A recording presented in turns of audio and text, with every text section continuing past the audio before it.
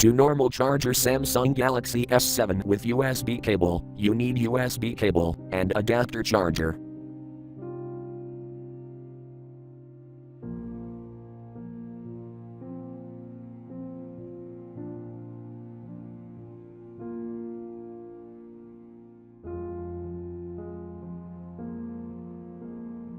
Connect the USB port cable to the adapter charger.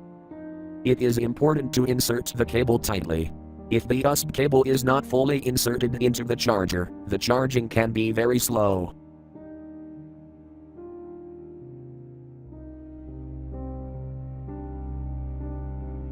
Insert USB cable to the micromasch port in the bottom of Galaxy S7.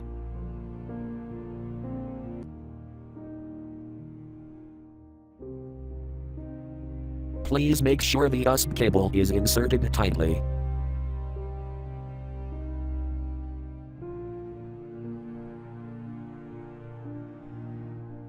Plug the charger into electric socket and power on the charger. There is no requirement on whether you use a socket on the wall or use an extension cord. As long as the voltage is correct, the charger should work.